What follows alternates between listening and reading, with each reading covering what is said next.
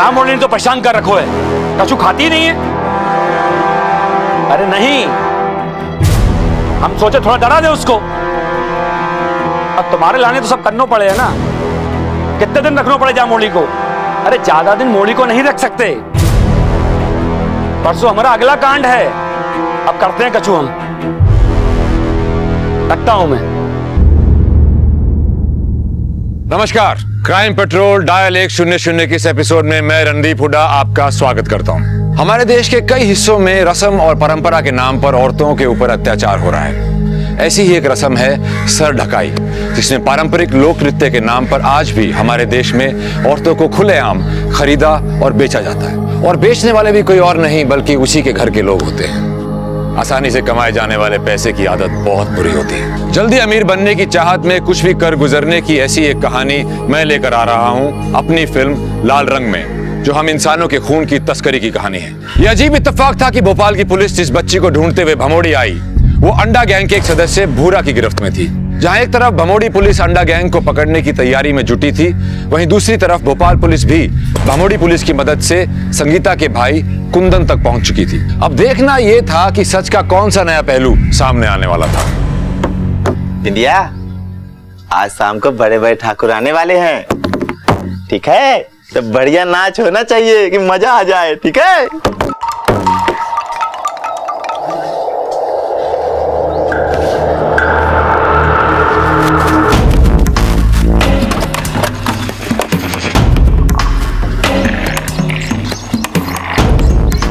क्या होगा हुजूर? हमको बुला लेते, हम आ जाते थाने। बड़े साहब हैं भोपाल से, तुम्हारे घर की तलाशी लेनी। ऐसा बैठिए साहब। नहीं, जरूरत नहीं, तलाशी लीजिए। क्या गलती हुई हुजूर? इसको पहचानते हो?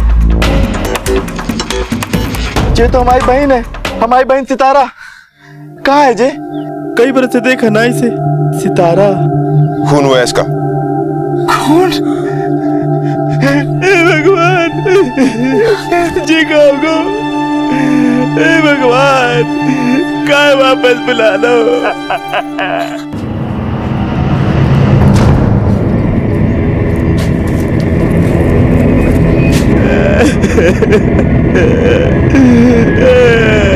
सितारा। देख कुंदन, हमारे सामने ये रोने धोने की एक्टिंग मत कर। साफ साफ बता, सितारा की बेटी कहाँ है? बेटी? जी क्या कह रहे हुजूर?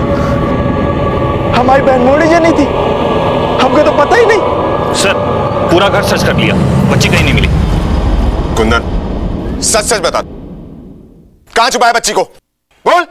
सरकार मालिक हुजूर, हमको नहीं पता का, हमको कुछ नहीं पता का हमारी बहन मोड़ी जनी है। 8 बरस हो गए उसके शकल देखे हुए, अब क्या पता हमें वहाँ के बारे में। तू नहीं पहचाना ना अपनी बहन को सर ढकाई की रस्म के नाम पे? तुझसे ही डर के भागी थी ना वो। अब हुजूर एक बार कह देती कि हमको शादी करनी है, करा देते। अरे साहब, ये तो रिवाज है हमारी बिरादरी का, एक बार शादी हो जाए तो फिर सर ढकाई नहीं हो सकती। अरे साहब, हमसे तो कछु कही नहीं, हम करते तो क्या करते? हम कौन जबरदस्ती नहीं किए, और हम का हमारे पूरे समाज में कोई जबरदस्ती नहीं कर सकता मोड़ी की सर ढकाई के लिए। तेरे चेहरे से साफ साफ दिख रहा है कि तू झूठ बोल रहा है। अब कान खोल के एक बात सुन ले, इस गांव को छोड़कर जाने की सोचना भी मत। शुक्ला जी, इस पर 24 घंटे नजर रखिएगा। सर।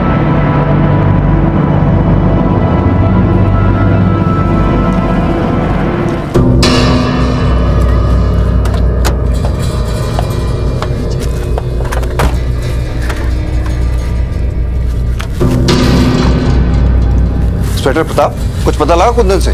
कुंदन से मिले, लेकिन कोई खास इंफॉर्मेशन हासिल नहीं हुई। उन जैसे लोगों से सच की उम्मीद करना ही बेकार है। सालों को बचपन से ही झूठ की गुट्टी पिलाई जाती है। जोहान सर, उस बच्चे की तस्वीर सारे थानों में भिजवा दी है? हाँ सर, भिजवा दी है। Very good. Inspector Gupta, please आप भी अपने जितने भी इन्फॉर्मर्स हैं सबको एक्टिव कर दीजिए। डोंट वरी, हमने अपने खबरी राजू को काम पे लगाया है, उसका नेटवर्क बहुत अच्छा है। और वो जिमी ठाकुर, उसके बारे में कुछ पता चला? जी, अगर ये कांड जिमी ठाकुर ने करवाया है तो उसका कोई ना कोई आदमी इसमें जरूर शामिल होगा। उन सब पर नजर रखिए और कुंदन और जिमी ठाकुर के फोन रिकॉर्ड्स निकलवाइए। मैंने उसकी पूरी कुंडली निकलवा ली है। दबंग है यहाँ का, खानदानी रईस भी है। दबंग?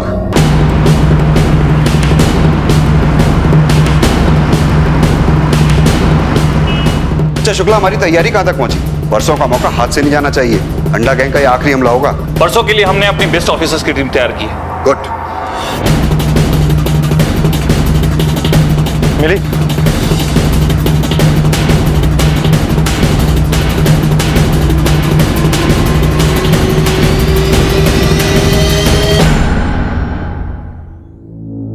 सर, बच्ची नहीं मिली। अरे अब कहाँ है वे जवानी के शौक, चादर ढकाई वगैरह। अब तो हमारी तबीयत ही ठीक नहीं रहे। सच्ची कहे तो हमें याद भी नहीं है कि जा कितने बरस पुरानी बात। ठाकुर साहब, अपनी याददाश्त पर जोर डालिए, दिमाग की खिड़कियां अपने आप खुल जाएंगी। हो सकता है वो शौक नहीं रहे, लेकिन जख्म पुराना और वो भी गहरा अब तक तो नासूर बन चुके होंगे कि एक मोड़ी आपके चेहरे पर तमाचा मारकर भाग गई और आप भूल गए। आपकी इस बात पर विश्वास नहीं होता। अरे वो ने तो ऐसी तन बदन में आग लगाई थी कि क्या बताएं। और हमने तो बहुत कोशिश करी थी कि एक पेड़ वो हमारे हाथ लग जाए। वह मोड़ी की किस्मत अच्छी थी कि वह मिली नहीं। ठाकुर साहब को फोटो दिखाओ। ठाकुर साहब, इस बच्चे को पहचानते हैं आप? कपड़े लड़कों जैसा पहनती है ये लड़की? कौन है जा?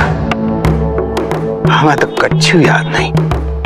ठाकुर साहब, लगता है आपकी याददाश्त ने आपका साथ छोड़ दिया है। कोई बात नहीं, जब याद आ जाए तब बता दीजिएगा। उम्मीद कीजिएगा कि हमें याद दिलाने की जरूरत ना पड़े। कोऑपरेशन के लिए थैंक यू। चलते हैं।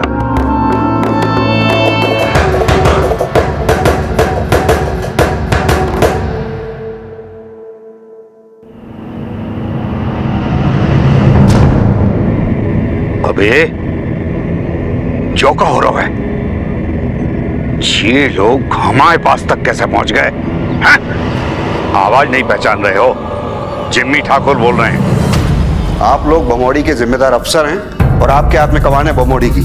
और हमको पता है अंडा गैंग क्या कर रहा है 1 साल से। पूरी टीम एक साथ धावा बोलेगी, एक साथ पकड़ेगी। Are you getting it? Yes sir. अरे क्या सोने के लाने आए हो? अरे नहीं भैया, तैयारी क्या तुम्हारा बाप करेगा? कर रहा है भैया, कर रहा है। ये बात सब कान खोल के समझ लो। अपनी गैंग के नाम तक से पुलिस घबराता है। इज्जत का सवाल है। दिन में डाका डालना है। सब अपनी अपनी जगह याद कर लो। जी भैया। अब तक के ज्यादा अटैक्स हाईवे के इस स्ट्रेच पर हुए। चारों तरफ डेंस फॉरेस्ट है। मुश्किल होता है किसी का पीछा करना, लेकिन इस बार हमारी टीम तैयार है। अंडा गैंग के कम से कम 2-3 लोग जिंदा हाथ आने चाहिए। सभी लोग एक साथ कार्रवाई करेंगे और एक साथ धावा बोलेंगे। सब क्लियर? Yes sir.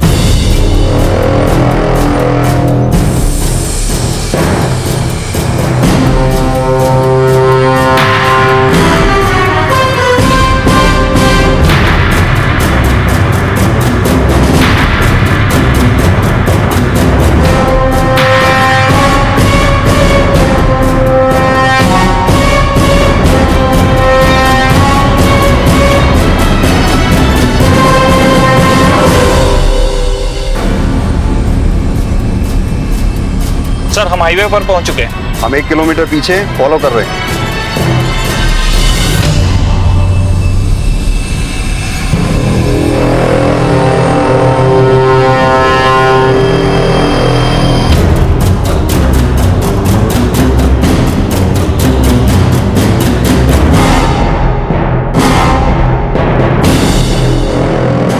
ए जुगनू, सफेद रंग का गाड़ी आ रहा है। निशाने पे बैठा है ना? अरे भैया चिंता मत कीजिए, आप निशाने पे बैठे हैं हम। चलो ना सब।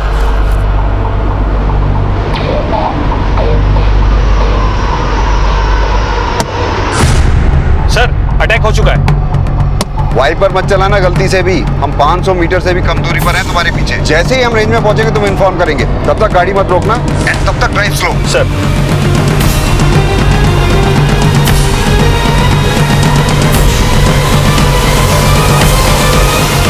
शुक्ला गाड़ी रोक दो। सर मैं धीरे धीरे गाड़ी रोक रहा हूं।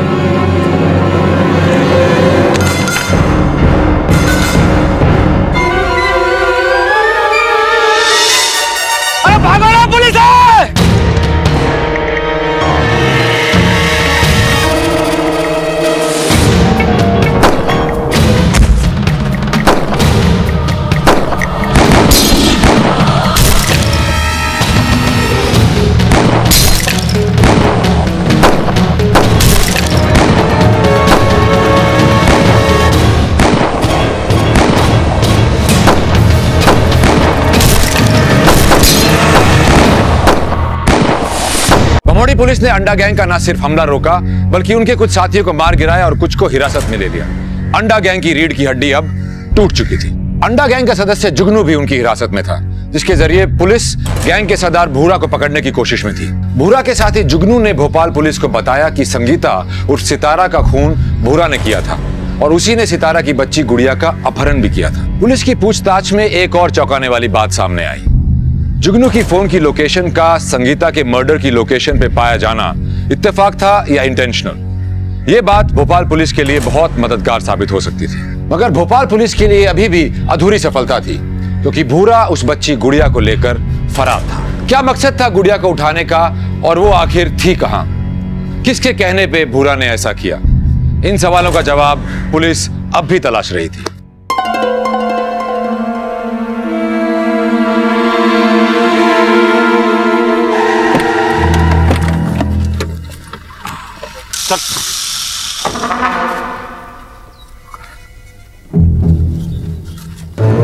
अभी आज कहां जाना है? सर, अंदर वाली गली।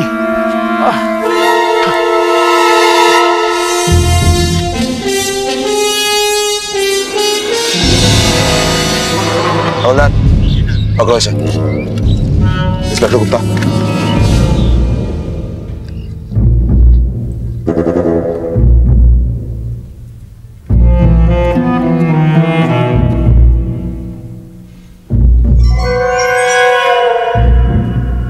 चौहान सर,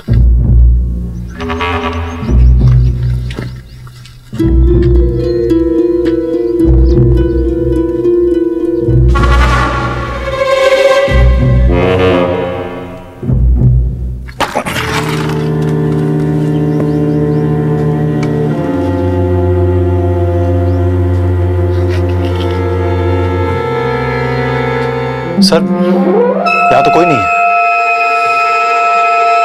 बुलाओ उसे।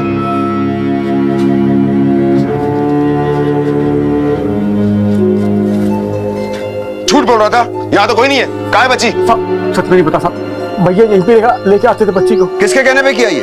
बच्ची के साथ क्या करने वाले? सच में नहीं पता साहब, भूरा भैया ने कहा तो कर दिया साहब। इसके अलावा मुझे कुछ नहीं पता साहब। मैंने तो भैया से पूछा भी था कि डबल मुसीबत क्यों चाहिए, तो कहने लगे कि तू नहीं समझेगा, कुछ काम दिल के लिए किए जाते हैं, दिमाग के लिए नहीं।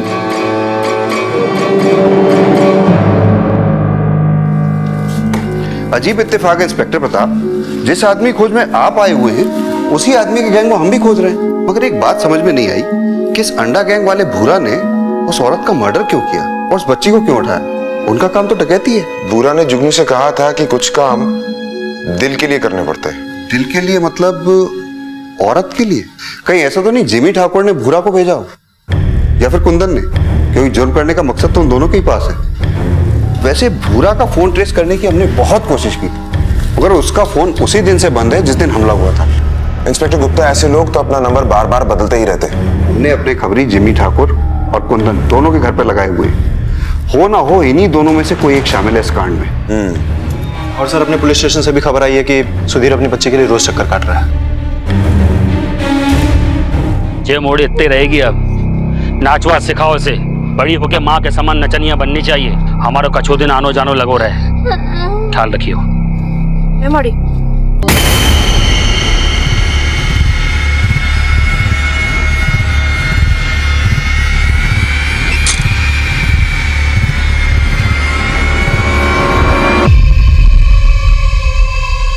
हेलो साहब जी, कुंदन के घर के बाहर खड़ा हो। साहब जी, अभी भी कोई आदमी कुंदन के घर के पीछे के दरवाजे से निकला है। पीछा कर उसका और नजर रख उस पर। हाँ साहब। हाँ सुन, जैसे कुछ पता चले बताना मुझे, मैं आता हूँ। हाँ साहब, बिल्कुल।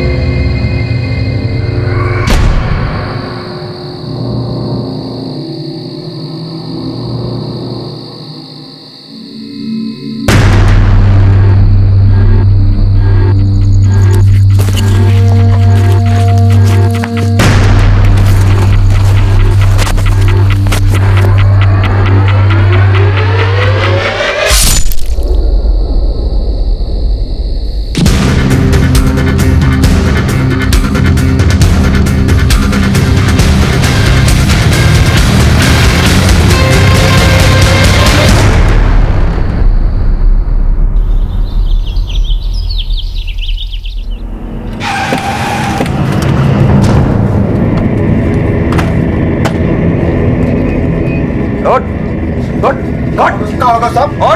अब क्या करता हूँ? चल। अरे चल, कपड़ा तो पहन ले साहब, कपड़ा तो पहन ले। कपड़ा ले जा रहा अभी।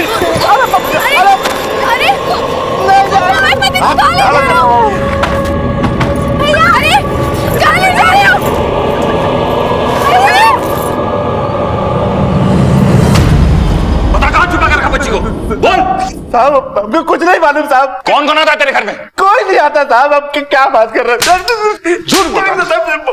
देख, जब तक तू बोलेगा नहीं ना, ऐसा ही ठुकता रहेगा।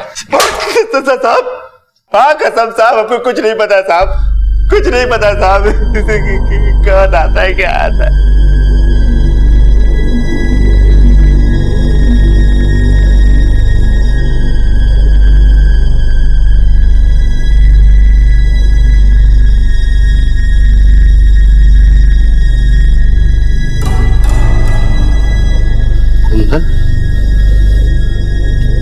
चंदर तू यहाँ? ते अपनी बहन को तो मार। अब जब बताओ ना मोड़ी कहाँ छुपा के रखे? अरे बहुत सारे हमारी मोड़ी कहाँ है? हम नहीं कर सकते। बता दे हमारी मोड़ी को, बता दे हमारी मोड़ी कहाँ छुपा के रखे? हम इससे कौन देगा मोड़ी? बता दे कितना हमारी मोड़ी, हमारी मोड़ी, हमारी मोड़ी, हमारी मोड़ी। ये रही बुरा की रतनगढ़ की चार्जशीट। वो 3 साल के लिए जेल जा चुका है चेन स्नैचिंग के मामले में। कुंदन ने भी कुछ नहीं बोला और जिमी ठाकुर पर भी हमारे आदमी नजर रखे हुए, उसके आदमियों से भी पूछताछ की, लेकिन वो संदिग्ध निकल के नहीं आया। एक काम करो सर, कुंदन को छोड़ दो।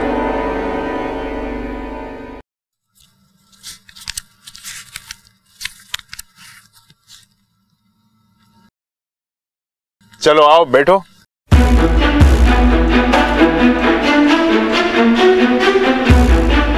चलो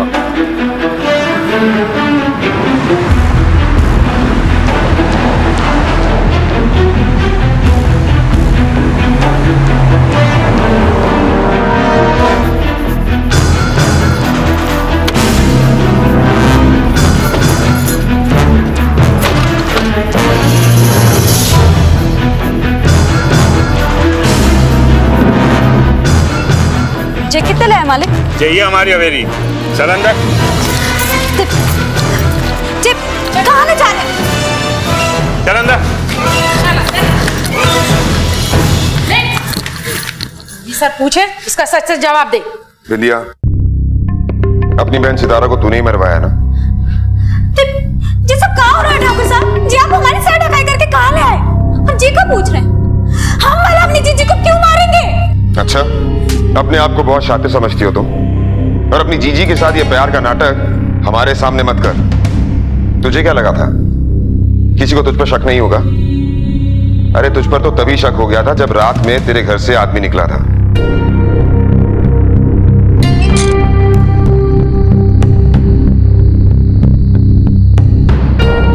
सर, ये रही बुरा की रतनगढ़ की चार्जशीट। वो 3 साल के लिए जेल जा चुका है चेन स्नैचिंग के मामले में। कुंदन ने भी कुछ नहीं बोला। एक काम करो सर, कुंदन को छोड़ दो। कुंदन के घर में कुंदन के अलावा उसकी पत्नी और छोटी बहन बिंदिया है, जैसा कि जुगनू ने बताया था। कुछ काम दिल के लिए किए जाते हैं, दिमाग के लिए नहीं। बूरा ने ये कांड दिल के लिए किया है। बस अब ये पता करना है कि बूरा का दिल किस पर आया है, बिंदिया पर या फिर तो बूरा का दिल तुझ पर आया था। तू ही इस कांड की सूत्रधार। तेरा फोन टैप किया था हमने, अपनी सच्चाई तूने खुद ही बता दी। ले सुन। हेलो, मोड़ी को नाच सिखाने का इंतजाम ठीक से हो गया ना? और हाँ सुन, जरा संभल के, पुलिस हमारे भैया को उठाकर ले गई है। अरे तू काहे चिंता करे, आज तक तो पुलिस हमें पकड़ नहीं पाई। ए बिंदिया, तेरा बहुत ज्यादा डर है, तू कब मिलेगी? अभी कहाँ, अभी तो हमें सर ढकाई के लिए तैयार होना है।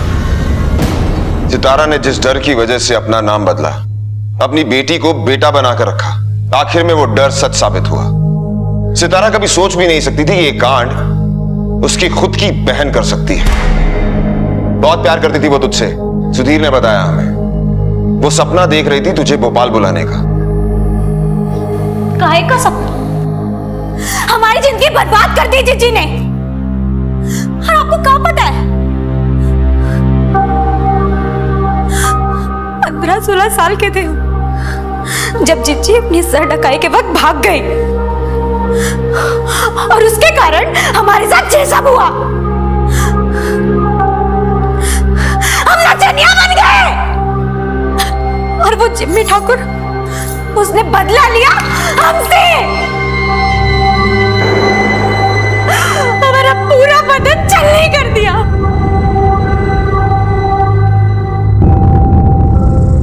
और उसके बाद हमें पक्का भी नहीं रखा उसने। ठाकुर में ठाकुर बदलते गए। जो घर हम दोनों बहनों को मिलके चलाना था, उसका सारा बोझ हम पर आ गया। और वो हमारा भाई। माफ कर दो मालिक, हमें क्या पता कि जी मोड़ी ऐसा कुछ कर। मालिक माफ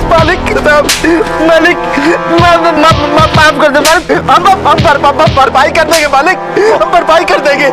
हमारे पास सितारा से भी अच्छी मोड़ी है, हमारी छोटी बहन बिंदिया।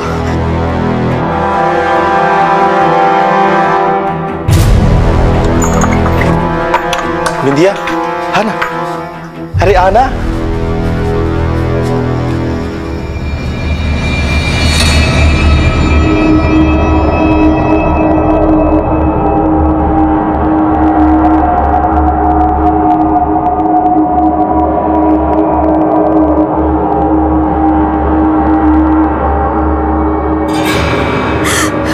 और ये सब हुआ चिच्ची के भागने की वजह से। नफरत नहीं होगी काम है हमारी चिच्ची से। बदला लेने की आग हमारे दिल में लगने लगी। चिच्ची तो अपना घर बसा के बैठ गई, और हम नचनिया से फतुरिया बन गए। नफरत नहीं होगी काम है हमारी बहन से, पर हम क्या करते? किसी को नहीं पता था कि चिच्ची गई कहाँ है। और इतने सालों बाद जब चिच्ची ने हमें खुद फोन किया तो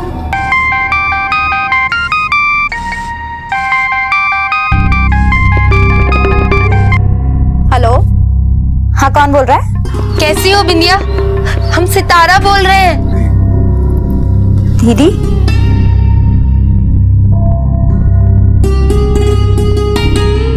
बिंदिया कैसी हो? कैसी हो पूछ रही हो या मजाक उड़ा रही हो जीजी? खुद तो तुम चली गई और हमें यहाँ छोड़ गई नचनिया बनने के लाने। ऐसा काहे कह रही हो बिंदिया?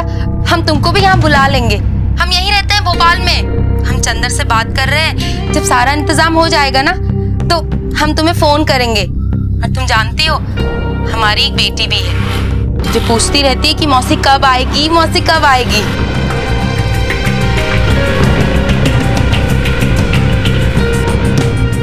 भोपाल में कहाँ रहती हो जीजी?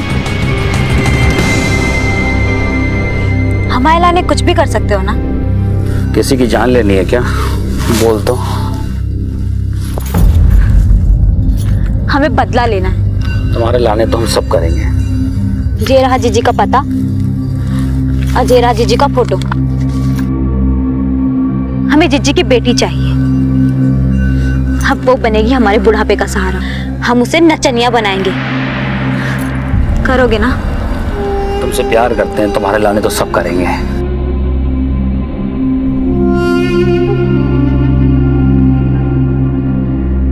इसीलिए बुरा के हाथों तूने अपनी बहन को मरवा दिया। बिंदिया, सच सच बता, कहाँ है बुरा? और उस बच्ची को कहाँ छुपा रखा है? साहब जी, आपने बहुत बड़ी गलती करी। अगर भूरा को पता चलेगा ना कि आप हमें जहां ले आए हैं, तो ना आपको बच्ची मिलेगी और ना भूरा। बिंदिया, भूरा को पता कैसे चलेगा? शायद तू भूल रही है, तो पूरे गांव के सामने सर ढकाई के बाद इस ठाकुर के साथ निकली, और ये ठाकुर हमारा आदमी है। पुलिस तो वहां थी ही नहीं। तुझे सीधा सीधा गिरफ्तार करते ना तो भूरा को पता चल जाता, और अगर भूरा को पता चल जाता तो वो बच्ची को मार देता। इसीलिए पूरे गांव के सामने तुम्हें ये ठाकुर सर ढकाई के नाम पर उठाकर लाया। देख, अब और होशियारी नहीं, अब तू खुद हमें अपने आशिक तक पहुंचाएगी। सुबह होते ही वो तुझे फोन जरूर करेगा।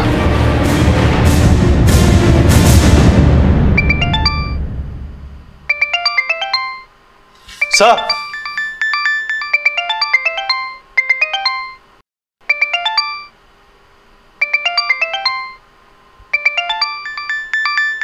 अननोन नंबर है सर। स्पीकर पे डालो, बात करो। हेलो, हम बोल रहे हैं विनीता। सब ठीक है? कैसा है ये राजस्थान वाला ठाकुर? हाँ ठीक है, हम तुमसे बाद में बात करते हैं।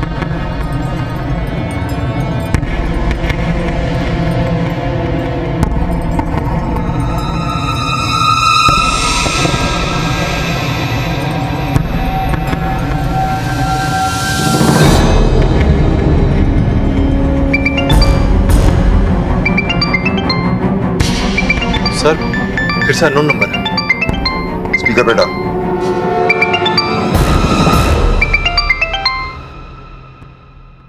हम बोल रहे हैं, निकली कि नहीं अभी तक ठाकुर के घर से? हम अब ज्यादा बात नहीं कर सकते, बस तुम तालाब के पास हमें मिलो। जाका हुआ अचानक, आज ही शादी करने का मन है क्या हमसे? ठीक आधे घंटे में पहुंच जाओ।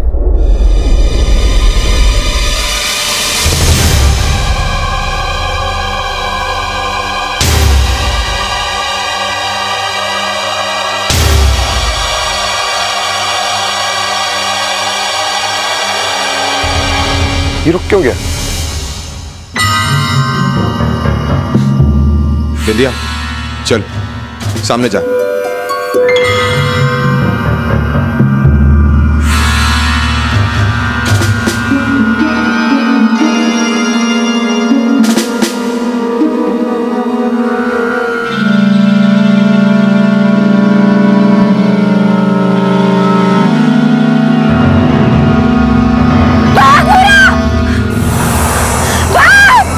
गोली नहीं चलागा।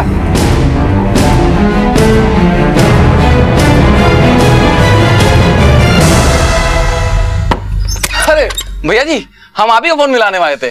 बहुत अच्छी ट्रेनिंग दे रहे हैं। अरे कौन है साहब? साहब मेरा क्या साहब? अरे मैडम मैंने कुछ नहीं किया। मैडम मुझे छोड़ दीजिए, मैंने कुछ नहीं किया।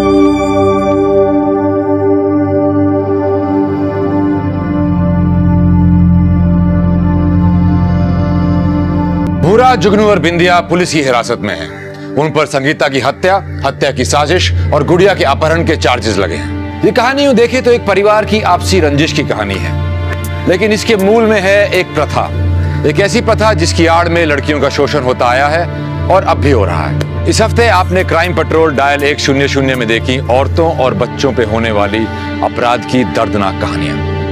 ये अपराधों की कहानियां नहीं, हमारे समाज की बीमारियों की कहानियां हैं। एक तरफ आपने देखा कि एक लड़की जिसका रंग काला था, कैसे उसकी रंग की वजह से उस पर तरह तरह के अत्याचार हुए, और दूसरी तरफ एक बच्ची पर उसके अपनों के ही द्वारा शोषण करने की शर्मनाक दास्तान। अपराध की ना कोई जगह होती है, ना कोई परिवेश। अपराध के पीछे होता है सिर्फ कमजोर चरित्र, बदला, लालच या स्वार्थ। अब मैं रणदीप हुड्डा आपसे इजाजत चाहूंगा। देखते रहिए क्राइम पेट्रोल डायल 100। सबक एक को, सीख हम सबको। जय हिंद।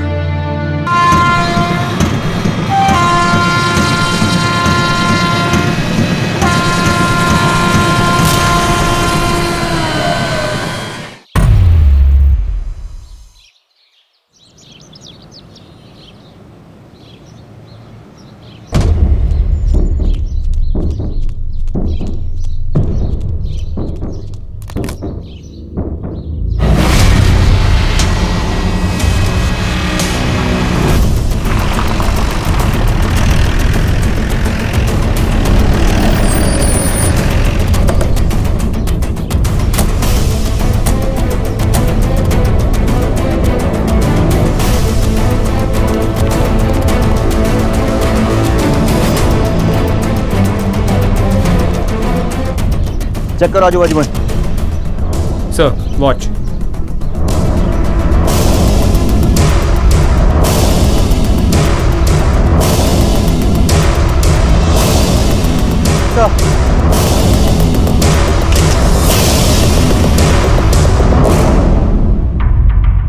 सर लड़की के पास पड़े बैग से जो सामान मिला है, इन पर से फिंगरप्रिंट्स लेकर हमने एनालिसिस के लिए भेज दिया, लेकिन सर लड़की की बॉडी क्लेम करने के लिए कोई आया नहीं है। और आसपास के किसी पुलिस स्टेशन में कोई मिसिंग रिपोर्ट इस उम्र की लड़की की? सर हम पता लगा रहे हैं। ये छड़ी, ये बोलकर टाइम बताने वाली घड़ी, ऐसा सामान तो नेत्रहीन लोग ही यूज करते हैं। पहला गैस यही है कि इस लड़की का सामान है, लेकिन किसी और का भी हो सकता है। सर अगर पोस्टमार्टम रिपोर्ट से कंफर्म होता है कि ये लड़की नेत्रहीन थी तो ये सारा सामान उसी का होगा। वैसे केस तो एक्सीडेंट या सुसाइड का ही लग रहा है,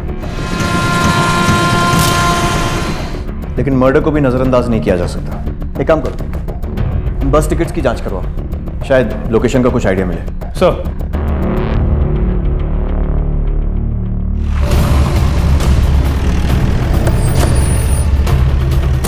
हाँ सर, ये टिकट हमारी बस कंपनी की है और सर ये कल का टिकट है। हबीबगंज से भोपाल जंक्शन के लिए काटा गया है और सर बाकी टिकट्स या तो हबीबगंज जाने के लिए है या हबीबगंज आने के लिए।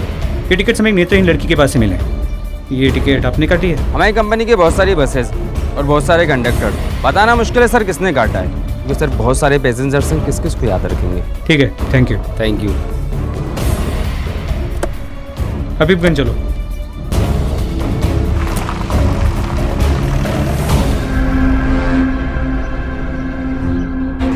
यहाँ आसपास कोई नेत्रहीन लड़की रहती है? नहीं। यहाँ आसपास कोई नेत्रहीन लड़की रहती है? हाँ साहब, पीछे वाली सोसाइटी में एक लड़की रहती है, उसका भाई रोहन यहीं ऑर्डर दे जाता है और उसके यहाँ सामान पहुँचाने मैं ही जाता हूँ साहब। हमें उसका घर दिखाओ।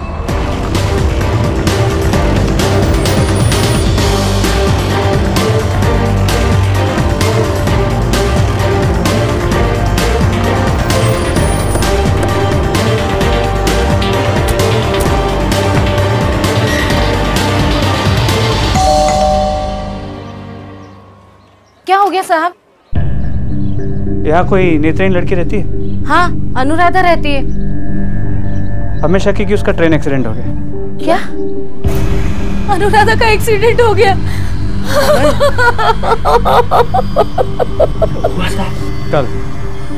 अच्छा, उसके घर में कोई और नहीं है, माँ बाप वगैरह? इसके माँ बाप जैसे हैं साहब, बस एक भाई है उसके साथ उसका। तो इस वक्त उसका भाई कहाँ है? किसी काम से चंडीगढ़ गया हुआ है। रोहन को क्या जवाब देंगे अब? रात को तो हम आए थे, दरवाजा भी खटखटाया था हमने सोचा कि सो रही होगी, डुप्लीकेट चाबी रहती है हमारे पास। सुबह जब हमने घर खोलकर देखा, कोई नहीं था घर में। अगर घर में कोई नहीं था तो आप लोगों ने उसकी मिसिंग कंप्लेंट क्यों नहीं लिखवाई? हमने सोचा कहीं गई होगी साहब। ठीक है, उसके घर की डुप्लीकेट चाबी ले आई।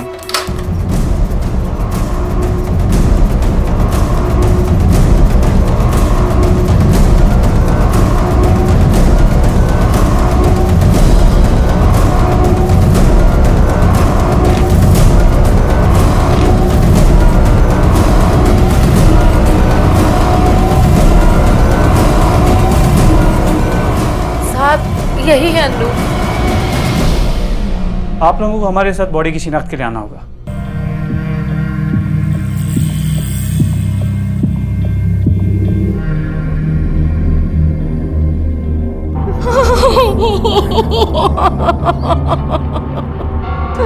भगवान, ये क्या हो गया?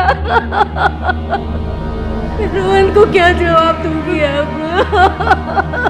अनुराधा और रोहन को हम अपने बच्चों जैसा प्यार करते हैं इंस्पेक्टर साहब। और आपके बच्चे?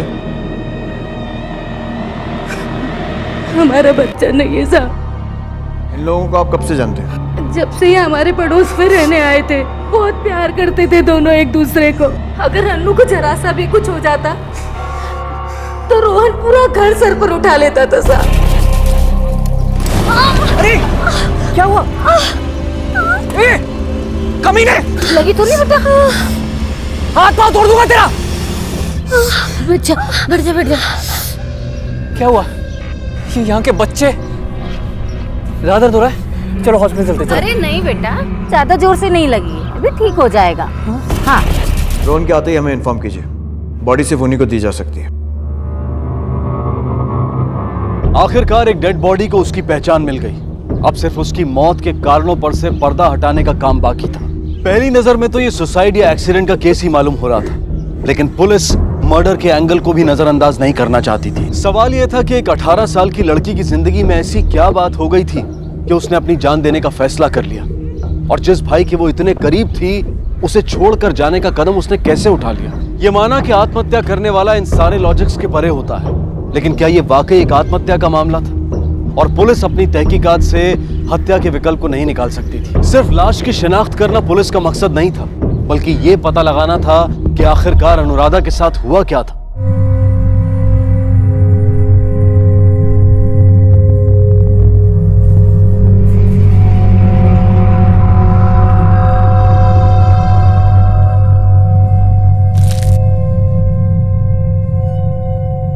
भैया भैया भैया, टाइम क्या हो रहा है? डॉक्टर अंकल ने कहा था 9 बजे दवा लेने को। अनु, हर बात मैं ही तुम्हें बताऊं क्या? तुम खुद क्यों नहीं पता कर लेती? भैया मैं कैसे? ऐसे। 8:55 AM. ये क्या है भैया? ये घड़ी है। अब टाइम जानने के लिए तुझे मुझसे या किसी और से पूछने की जरूरत नहीं है, बस ये बटन दबाया और Time is 8:56 थैंक यू भैया।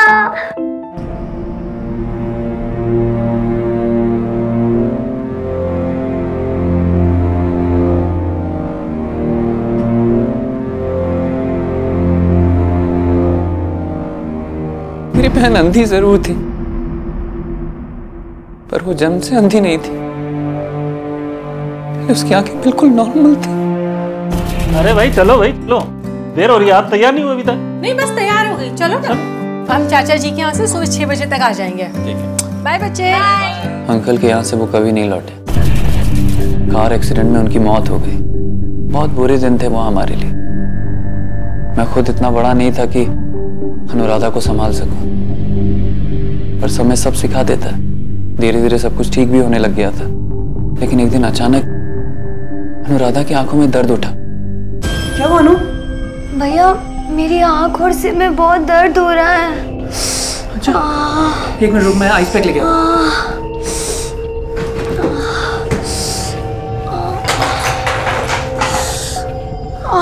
आराम मिल रहा है? पहले उसकी आंखों पर चश्मा चढ़ा, फिर धीरे धीरे उसका नंबर बढ़ता रहा, और आखिर मुझे नहीं पढ़ना है, मुझे नहीं पढ़ना, मुझे कुछ नहीं दिखता, मुझे कुछ नहीं दिखता है। नहीं मुझे नहीं पढ़ना, मुझे नहीं पढ़ना है। क्या हुआ बेटा? भैया मुझे कुछ सही से नहीं दिखता है भैया। हाँ तो हम जा रहे हैं ना डॉक्टर के पास, सब ठीक हो जाएगा। भैया मुझे इस अंधेरे से निकालो भैया, मुझे बहुत दर्द होता है। सब ठीक हो जाएगा। अनुराधा ने तो धीरे धीरे अंधेरे को एक्सेप्ट कर लिया, और अंधेरों ने उसके अंदर की जीने की रोशनी को ही निकल लिया। किसी डॉक्टर को दिखाया था उसे? छोटे बड़े हर डॉक्टर को दिखाया था, फिर उनके कहने पर हैदराबाद भी लेकर गया था, पर कोई फायदा नहीं हुआ। क्या अनुराधा डिप्रेस भी थी? मतलब क्या यह हो सकता है कि वो खुद ट्रेन के सामने आई हो? सुसाइड? पता नहीं सर, पर पहले भी उसने 1-2 बार सुसाइड अटेम्प्ट किया है। अनु, ये मैंने कुछ पकोड़े। अनु, क्या कर रही है? नहीं, अरे रोहन, रोहन, छोड़। सर नहीं करते रोहन। क्या हुआ आंटी? रोहन के हाथ काट रही चाकू से अपना। हाथ काट? मेरा दम घुटता है, मुझे नहीं जीना है, मुझे छोड़ो। चुप कर, इसे नहीं करते बेटा। श्रीवास्तव अंकल और आंटी ने बहुत हेल्प की। अगर वो नहीं होते तो मैं तो अनु को संभाल ही नहीं पाता। ठीक है, अब जा सकते हैं। जरूरत पड़ी तो दोबारा बुलाएंगे। जी।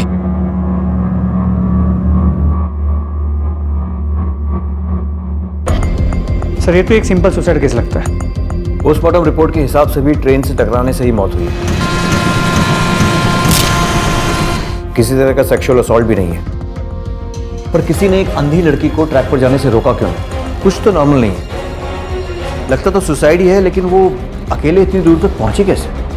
सारे सबूत और गवाह इस बात की तरफ इशारा कर रहे थे कि अनुराधा ने आत्महत्या की है। उसने पहले भी सुसाइड अटेम्प्ट किया ही था। साफ तौर पर यह मामला डिप्रेशन से गुजर रही एक लड़की के अपने आप को खत्म कर देने का लग रहा था, लेकिन कुछ ऐसा था जिसकी वजह से पुलिस इस बात से पूरी तरह से कन्विंस नहीं हो रही थी। खासकर ये बात कि अनुराधा इतनी दूर अकेले क्यों गई होगी, और अगर एक अंधी लड़की सुसाइड करने के लिए ट्रैक पर चल रही होगी तो क्या उसे किसी ने नहीं देखा होगा? कुछ सवाल थे जिनके जवाब मिलना जरूरी था। क्या ये सब कुछ संयोग था या फिर एक सोची समझी साजिश? पुलिस ने अपने तरीके से कुछ और लोगों से पूछताछ करने का फैसला लिया। मैं तो सुबह निकल जाता हूँ साहब, मैंने कुछ भी नहीं देखा। मुझे कुछ नहीं पता साहब, मैं तो यहाँ कुछ ही दिन पहले आया हूँ, यहाँ तो किसी को जानता भी नहीं। रोहन तो दिख जाता था, पर उसकी बहन को तो मैंने कई महीनों से नहीं देखा है। बाहर बहुत कम निकलती थी और अकेले तो मैंने कभी देखा ही नहीं। तुम्हारी शिफ्ट कौन सी है? हम ही 24 घंटे ड्यूटी करते हैं साहब। तो सोते कब हो? ऐसे ही साहब, दिन में कभी सो जाते हैं दोपहर के खाने के बाद, रात में अक्सर सो जाते हैं। वो क्या है ना कि रात में लोग कम आते जाते हैं। सब यहाँ कौन सा आतंकवादी आने वाला होता है साहब। ऐसे सोसाइटी वालों को 2 पैसे कम में 24 घंटे का चौकीदार मिल जाता है और हमको भी 2 पैसे अधिक मिल जाते हैं साहब। अनुराधा को जानते हो? वो अंधी लड़की साहब, रोहन की बहन। हाँ, 16 तारीख को यहाँ से बाहर निकली थी, देखा था? नहीं साहब, ठीक से याद करो। पक्का याद है साहब, रोहन उसका बहुत ख्याल रखता है। भैया जी, रोहन साहब। इंटरनेट से सब सीख लिया मैंने, 1 नंबर चोटी बनी है तेरी। रोहन साहब, हाँ? कल सुबह पानी नहीं आएगा तो आज शाम को ही भर लीजिएगा कल सुबह के लिए पानी। अच्छा ठीक है। 1 मिनट गुड्डू। हाँ, उसका ख्याल रखना, ठीक है? और ये कहीं बाहर जाए ना तो मुझे या श्रीवास्तव अंकल को फोन कर देना। पक्का फोन करेंगे साहब। साहब, अनुराधा अगर यहाँ से बाहर जाती है तो हम पक्का उसको रोकते या फिर श्रीवास्तव साहब को कॉल करते। साहब, हम कई सालों से इस सोसाइटी में हैं। ड्यूटी ठीक से करते हो? एकदम चुस्ती से करते हैं साहब। देखते हैं।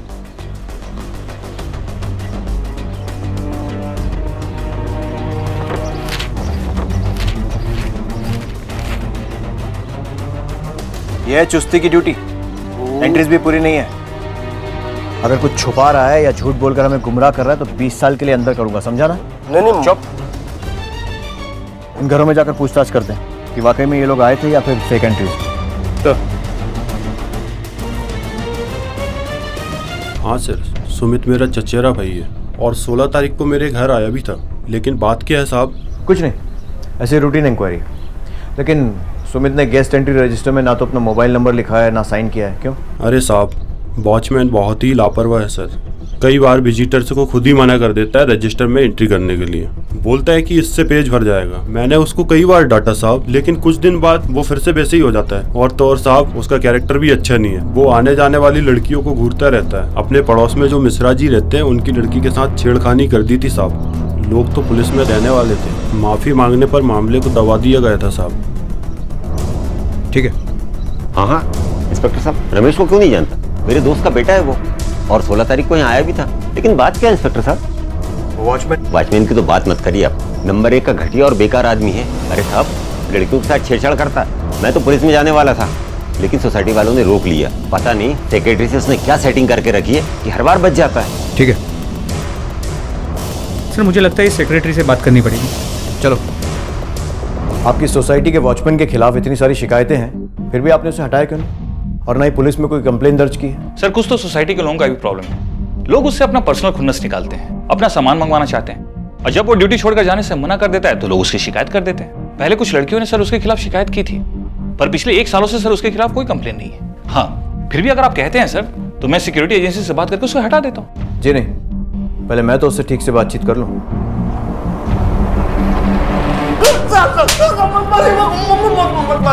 सच यही है साहब कि हमारा इसमें कोई कसूर नहीं है।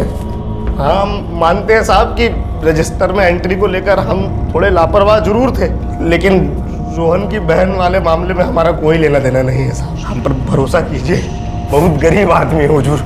एक अंधी लड़की अपने घर से निकलकर सोसाइटी के गेट से बाहर जाती है और तू देख नहीं पाता है, कैसे भरोसा कर लूं? हमारी किस्मत टूटी थी हुजूर। हो सकता है उसी वक्त हमारी आंख लग गई हो। और ये आंख लग गई थी या जानबूझकर आंख बंद करके बैठा हुआ था? हाँ साहब, आप बेकार में हमको मार रहे हैं साहब। साहब, वो अमन भी तो उस दिन आया था, लेकिन वो बड़े घर में रहता है, पैसा वाला है, तो उसको नहीं पकड़िएगा, बस हम गरीब को ही मारिएगा सब मिलके। कौन अमन? श्रीवास्तव साहब का बेटा है। क्या? श्रीवास्तव का बेटा? और आपके बच्चे? हमारा बच्चा नहीं है साहब। हाँ, जो रोहन के पड़ोसी श्रीवास्तव, उन्हीं का बेटा है अमन। एक नंबर का पियक्कड़। उस दिन महीनों के बाद आया था साहब। पहले भी रोहन की बहन से छेड़छाड़ के मामले में उसे सोसाइटी से बाहर निकाला जा चुका है। अभी के लिए छोड़ रहा हूँ, लेकिन एक चीज याद रखना, आगे से सोसाइटी में जो कुछ भी होता है उसकी एक एक मिनट की खबर चाहिए मुझे। देंगे साहब। और ये मत सोचना कि तुझ पर से नजर हट गई है। निकल। पुलिस को गलत जानकारी देना भी अपराध है, जानते हैं ना? सजा हो सकती है इसके लिए आपको। हमने कोई गलत जानकारी नहीं दी साहब। आपने कहा था आपका कोई बच्चा नहीं, फिर ये अमन कौन है? अमन ने मेरी कोख से जन्म जरूर लिया है, पर हमारा उससे कोई रिश्ता नहीं है। हम उसे घर से निकाल चुके हैं। घर से निकाल दिया तो मतलब वो आपका बेटा नहीं रहा? आपको मैं बताना चाहिए था कि आपका एक बेटा है जो अब आपके साथ नहीं रहता है। उस दिन वो यहाँ क्यों आया था? पैसे मांगने आया था साहब, पर हमने उसे बिल्कुल भी पैसे नहीं दिए। पैसे उसको दे देते तो उसकी आदत और बिगड़ जाती।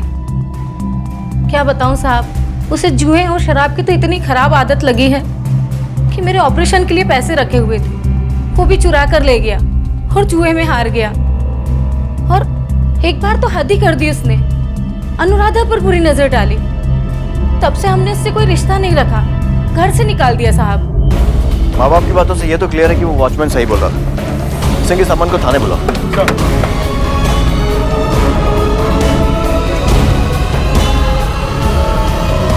चल बता, क्यों गया था उस दिन वहां पर? सर मेरे पास पैसे खत्म हो गए थे, भीख मांगने तक की नौबत आ गई थी, इसलिए पेरेंट्स के पास गया था मैं पैसे मांगने के लिए, और उन्होंने भी मना कर दिया पैसे देने से मुझे। और तूने गुस्से में अनुराधा को मार दिया क्योंकि तेरे माँ बाप तुझसे ज्यादा उससे प्यार करते थे और तेरी बुरी नजर भी थी ना उस पर। मुंह खोलेगा या खुलवाऊं? सर मैंने उसके साथ कुछ गलत नहीं किया था। हाँ, एक बार अनुराधा को देखकर बहका जरूर था मैं। सर उसका भाई चाबी छोड़कर जाता था रोज मेरे। हेलो, आंटी है? हाँ अंदर है। आंटी? हाँ बेटा। आंटी अनु का ख्याल रखिएगा। मैंने वैसे उसका खाना बना दिया है, जल्दी आने की कोशिश करूंगा मैं। हाँ, अगर जल्दी आ गए तो हम शाम का खाना साथ में ही खाएंगे। जी। अपना ख्याल रखना। मुझे पता था वो अकेली रहती है, अब मौका पाकर मैं उसके पास चला गया एक दिन।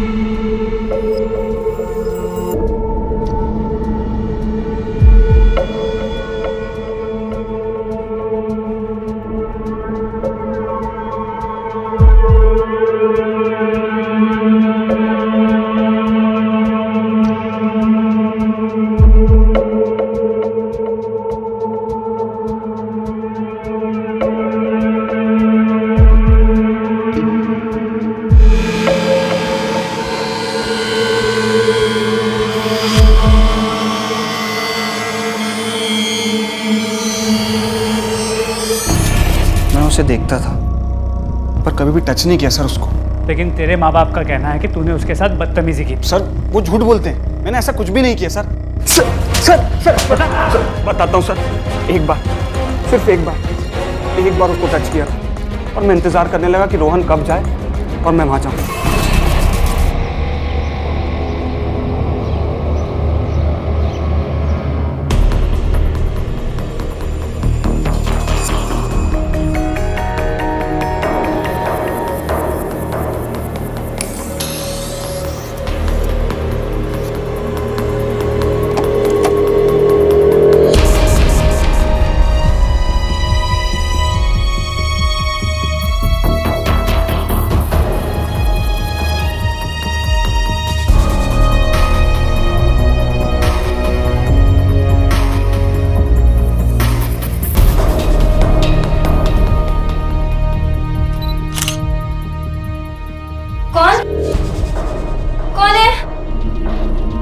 अनुराधा चुप रहो, शांत रहो।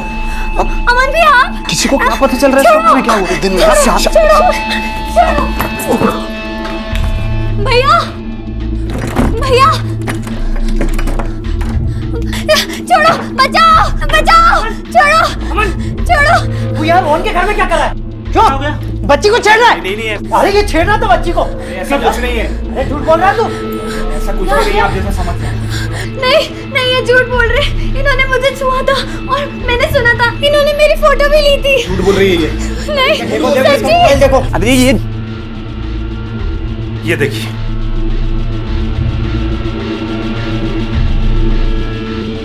अमन,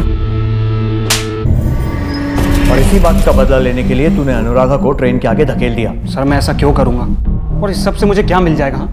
सर वो कोई बच्ची तो है नहीं जो मेरे साथ चुपचाप चली आती। सर गुस्सा जरूर आया था मुझे उसके ऊपर, क्योंकि उसी के कारण मेरे घर वालों ने मुझे बाहर निकाला था। मैं बहुत परेशान था सर, और मैं ये सब क्यों करूंगा सर? ठीक है, अभी छोड़ रहा हूँ, लेकिन गायब मत होना। जी सर। जब बुलाऊं फौरन आ जाना। जी सर। निकल।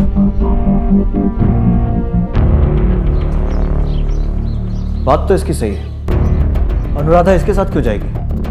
जब इसने अनुराधा के साथ गलत हरकत करने की कोशिश की थी तो उसने शोर मचाकर अपने आप को बचा लिया था।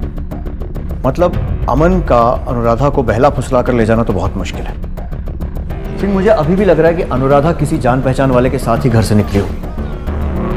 अब इस मामले में रोहन ही कुछ और बता सकता है।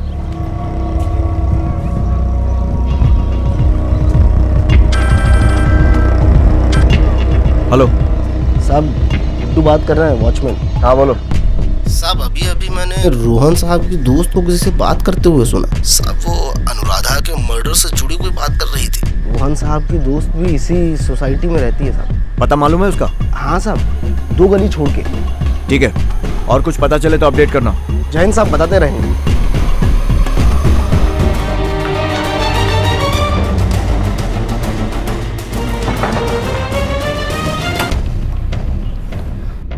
जी, रोहन को जानती है?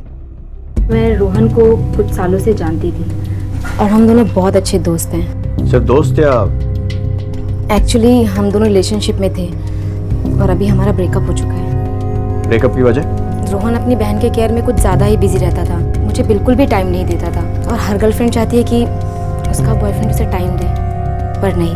डेट में होने के बाद भी उसका दिल और दिमाग अनुराधा की केयर में ही लगा रहता है और हमारे झगड़े होने लगे। तुम कहाँ बिजी हो रोहन? अरे कुछ नहीं, मैं वो बस मिसेस श्रीवास्तव को मैसेज कर रहा था। अनु की चाय का टाइम हो गया है ना, वो खुद बनाती तो गिरा देती। रोहन, वो अपना ख्याल रख सकती है। वही तो वो नहीं रख पाती है ना। रोहन, वो दुनिया की अकेली ऐसी लड़की नहीं है जो अंधी है। ये क्या तमीज हुई बात करने की? उसे अंधी मत बुलाओ। क्या बोल रहे? सीधा आरती, वो हमारी पहली लड़ाई नहीं थी और ना ही आखिरी। अल्टीमेटली हमारा ब्रेकअप हो गया। उसके बावजूद हमारे झगड़े होते ही रहे। किस वजह से? प्रतीक। ये प्रतीक कौन है? रोहन के बाद मैं प्रतीक से मिली, वो मुझे अच्छा लगने लगा और हम बाहर मिलने लगे। और एक दिन चलो मेरे साथ। रोहन, मैं तुम्हारे साथ नहीं जाना चाहती। आरती, मुझे तुमसे बात करनी है। तुम चलो यार। हाचो। क्यों? अपनी बहन से फुर्सत मिल गई? अरे जा जाके देख, अंधी का साली कहीं गिर ना जाए। छोड़ दूर रहे मुझसे, तेरी बहन को घर से उठा दूंगा मैं। छोड़ना यार। रोहन से आखिरी बार कब मिली थी?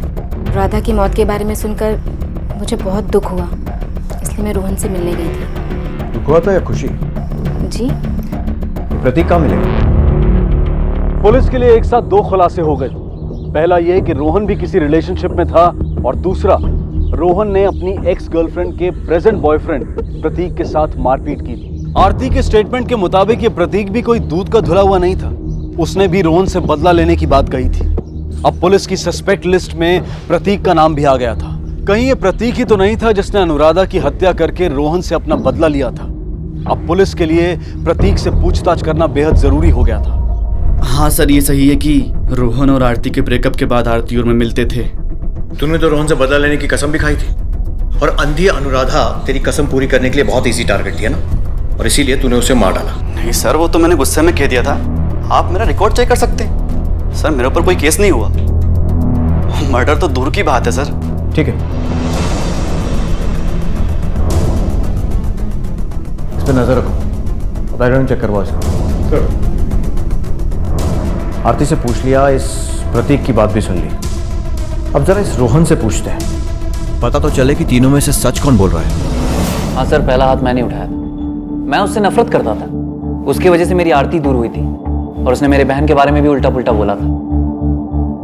लेकिन उसके बाद मेरी उससे कोई मुलाकात नहीं हुई। अच्छा, तुम्हारी बहन कहीं पढ़ाई करती थी क्या? जब हम पहली बार तुम्हारे घर गए थे तो वहाँ ब्रेल में लिखी कुछ किताबें देखी थी। हाँ सर, ब्लाइंड स्कूल में। दरअसल जब से उसकी आंखों की रोशनी गई मैंने उसकी पढ़ाई के बारे में कभी सोचा ही नहीं। फिर एक दिन जब श्रीवास्तव अंकल और आंटी 10 दिन के लिए कहीं बाहर जा रहे थे तब मुझे रियलाइज़ हुआ कि इस दौरान अनु का ख्याल कौन रखेगा। तब अंकल ने सजेस्ट किया कि मैं उसे किसी ब्लाइंड स्कूल में डाल दूँ। फिर मैंने अनु से इस बारे में बात की। अनु। जी भैया। तुम्हें ना सेल्फ डिपेंडेंट बनना होगा और इसके लिए तुम्हें ब्लाइंड स्कूल जाना होगा। वहाँ जाकर तुम काम करना सीख लोगी, बाहर घूमना फिरना सीख लोगी और हो सकता है कोई नया काम भी सीख लो। मतलब आप मुझसे थक गए हो, आप मुझसे परेशान हो गए हो ना भैया? नहीं अनु, ऐसी कोई बात नहीं है। अरे मुझे गलत मत समझ, मैं ऐसे काम छोड़ के कितने दिन तक तेरी देखभाल कर पाऊंगा। अरे मैं तो चाहता हूँ तेरे इलाज के लिए तुझे अब्रॉड लेके जाऊँ, तेरे लिए पर्सनल ट्रेनर रखूँ, लेकिन बेटा इन सब के लिए पैसे चाहिए ना। काश भगवान मेरी आंखों की जगह मेरी जान ही ले लेते। तू बैठ यहाँ पे, बैठ। ऐसा नहीं बोलते बेटा, मम्मी पापा के जाने के बाद एक तू ही तो है जिसकी वजह से मैं जिंदा हूं। अगर तुझे कुछ हो गया तो तू ब्लाइंड स्कूल नहीं जाना चाहती ना, तो तू मत जाना, ठीक है? मैं कुछ ना कुछ कर लूंगा।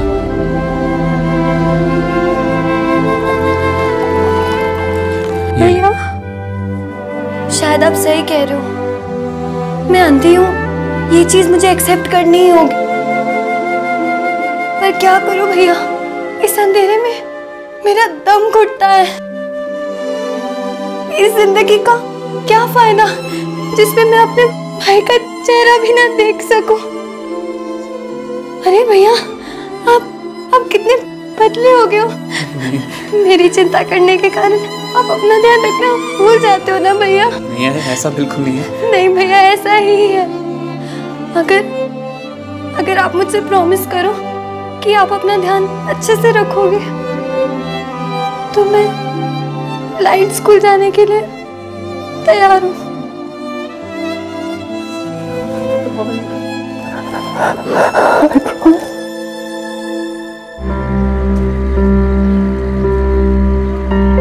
पहले मंथ में तो हम लोग इसे खुद से चलना सिखाएंगे, छड़ी के इस्तेमाल करके। उसके बाद बसों और ऑटो में ट्रेवल करना, ताकि खुद से कहीं भी आ जा सके और सेल्फ डिपेंडेंट बन सके।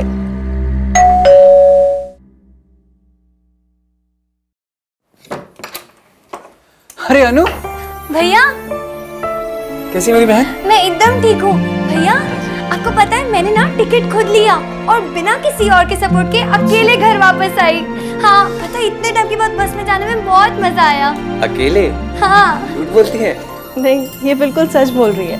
इसने अकेले ही पूरा ट्रेवल किया है। मैं तो बस इसीलिए साथ आई कि अगर कोई प्रॉब्लम हो तो मैं हैंडल कर सकूं। Cute sister, my best brother.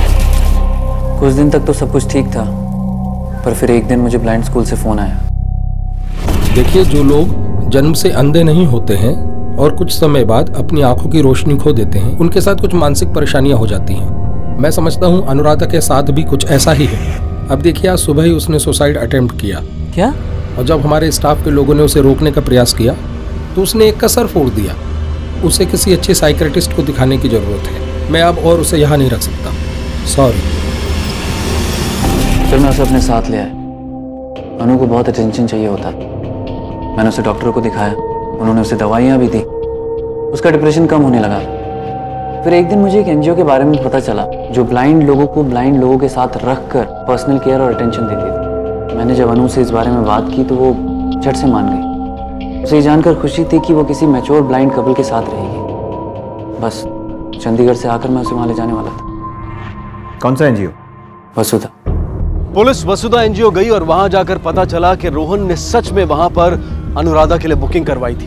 Police doctor प्रधान से मिली और उन्होंने भी कहा कि अनुराधा हाई डिप्रेशन में थी और उन्होंने इस बात की पुष्टि की कि यह सुसाइड का मामला हो सकता है। किसी भी केस की फाइल को बंद करने से पहले पुलिस ये सुनिश्चित कर लेती है कि अब किसी भी दिशा में तहकीकात की कोई गुंजाइश नहीं रह गई है। और अनुराधा के केस में भी पुलिस ये केस की फाइल बंद करने ही वाली थी कि अचानक उनके सामने एक ऐसा तथ्य आया जिससे वो चौंक गए। ये तथ्य किसी किरदार के रूप में सामने नहीं आया था, बल्कि ये सिर्फ एक परिस्थिति की जानकारी थी और इस परिस्थिति का खुलासा सिर्फ एक ही शख्स कर सकता था। हमारी सारी इन्वेस्टिगेशन के बाद हम इस नतीजे पे पहुंचे कि अनुराधा ने सुसाइड किया था। अगर आपको हमारे इस नतीजे पे कोई भी डाउट हो तो अपना पॉइंट ऑफ व्यू बता सकते हैं। हम इस केस को फिर से इन्वेस्टिगेट करेंगे। जहाँ तक मुझे पता था मैंने आप लोग को सब कुछ सच सच बता दिया है।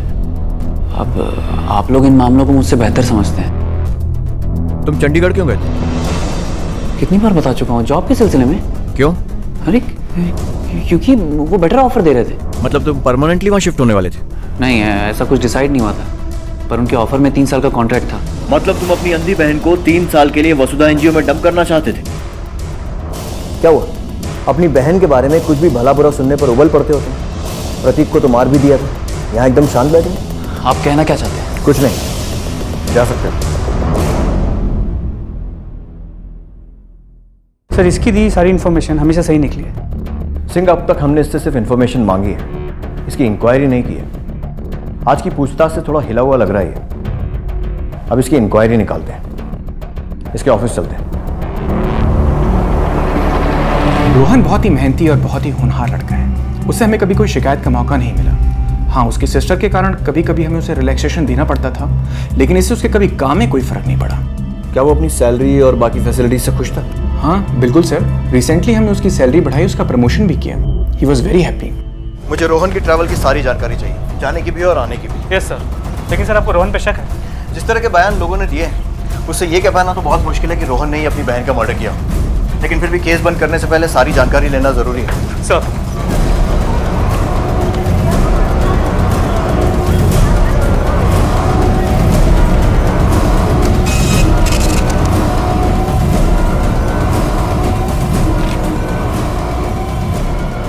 रोहन को बुलाओ। सर,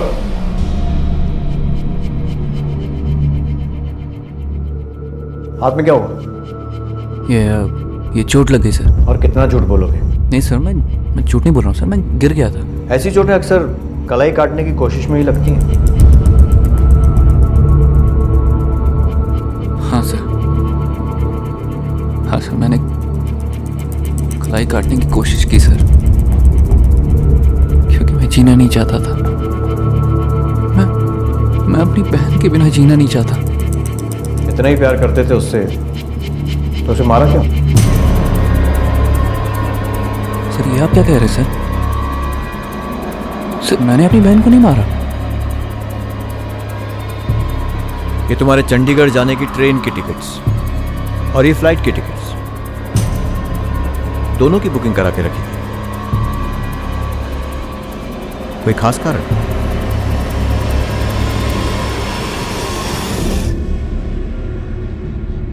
अपनी बहन को बहुत प्यार करता था। जानता हूं, और उसी गिल्ट में खुदकुशी करने की कोशिश की। जानना यह चाहता हूं कि उसे मारा क्यों? अपनी बहन को अपनी जान से भी ज्यादा प्यार करता था, पर मैं आरती को भी चाहता था। मैं आरती के साथ जीना चाहता था, पर अनु के वजह से हमारे रिश्ते में तनाव बढ़ने लगे। मैं 3-4 घंटे में आऊंगा, फिर हम खाना साथ। अरे अनु, अरे ये कैसे हो गया? भैया भैया, वो वहां चोट लग गई। हेलो। हाँ आरती। आरती, आई एम रियली सॉरी, मैं आज आ नहीं पाऊंगा। वो अनु को चोट लग गई है थोड़ी। मैं कब तक तुम्हारा इंतजार करूं रोहन? रोज तुम कोई ना कोई बहाना देते हो। अनु ये अनु वो। एक काम करते हैं, हम ब्रेकअप कर लेते हैं। हाँ, ये सही होगा। तुम जाकर ना अपनी लाडली बहन को संभालो, और प्लीज आज के बाद मुझे फोन मत करना। अरे आरती, मेरी बात तो सुनो। आरती, हेलो हेलो। बाद में मेरा और उसका ब्रेकअप हो गया। मैं अंदर ही अंदर घुटने लग गया था। ये समझ में ही नहीं आ रहा था कि मैं करूं तो क्या करूं। ना मैं अनु को छोड़ पा रहा था और ना ही आरती को बुला पा रहा था। मैं बस इतना जानता था कि अगर अनु किसी तरह मेरी लाइफ से चली जाए तो आरती मेरी जिंदगी में आ जाएगी। फिर मुझे कहीं से पता चला कि एक एनजीओ है जो ब्लाइंड लोगों को स्टेशन से उठाते हैं और उनके फूड और शेल्टर का इंतज़ाम करते हैं। फिर मैंने एक प्लान बनाया। मैंने 14 तारीख को चंडीगढ़ की ट्रेन की टिकट ली और 18 की रिटर्न, और फिर मैं 16 तारीख की फ्लाइट से भोपाल आ गया और उसे फ़ोन किया।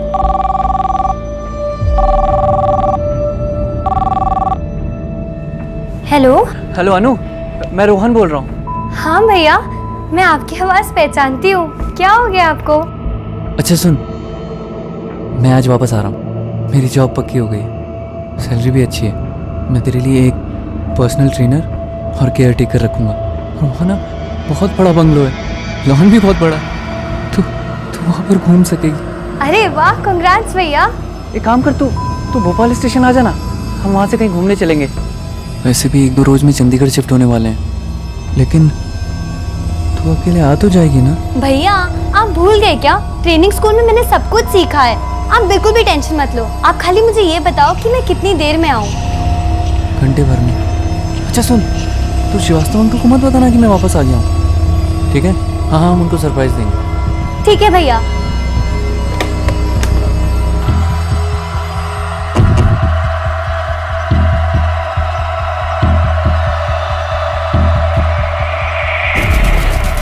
वो भोपाल स्टेशन पहुंच गई, मैं उसे लेके प्लेटफॉर्म पर आ गया।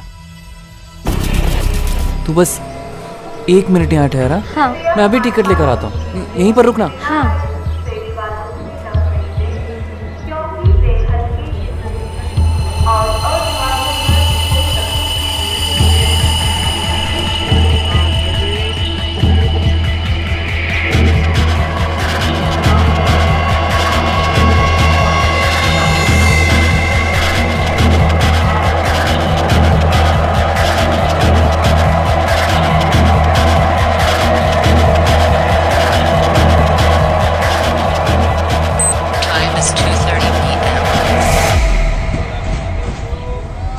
भैया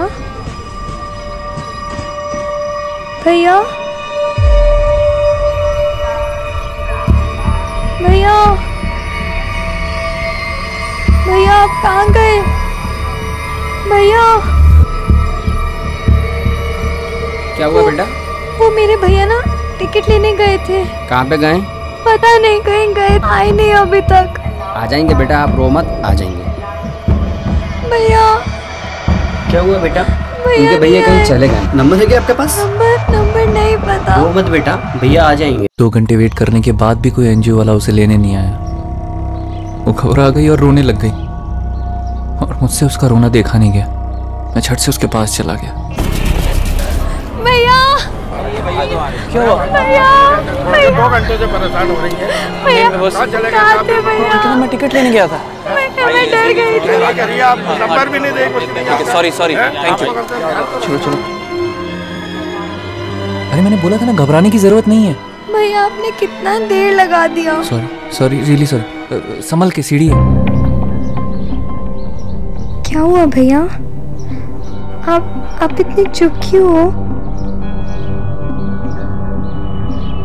I'm sorry भैया, मैं ना उस टाइम पे बहुत ज़्यादा रो दी, पर मैं क्या करती? मैं बहुत ज़्यादा डर गई थी।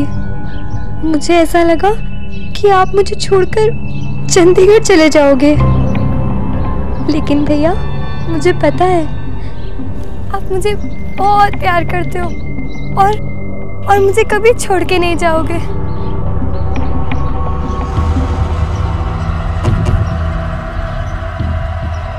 भैया भैया भैया भैया भैया भैया आपका भैया भैया भैया भैया कहाँ आप?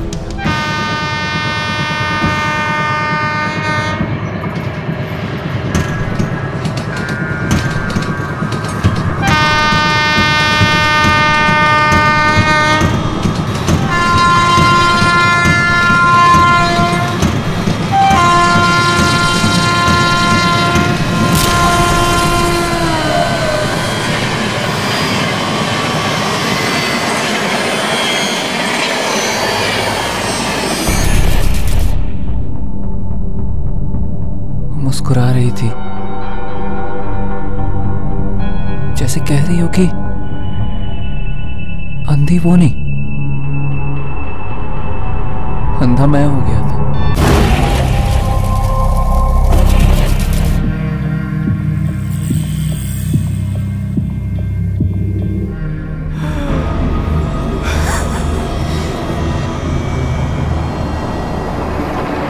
भावनात्मक यानी कि इमोशनल परेशानियां थी रोहन के साथ, लेकिन उनसे छुटकारा पाने के लिए उसने जो तरीका अपनाया वो निहायत ही क्रूर था। जब कोई रिश्ता बोझ बनने लगता है तो उस बोझ से छुटकारा पाने के लिए कई बार लोग जुर्म का सहारा लेने की तरफ बढ़ जाते हैं। अगर आपकी जिंदगी में भी कोई रिश्ता बोझ बनने लगे तो अकेले में घुटने से बेहतर है कि आप किसी अपने दोस्त या रिश्तेदार से बात करें या फिर किसी डॉक्टर से मिलें।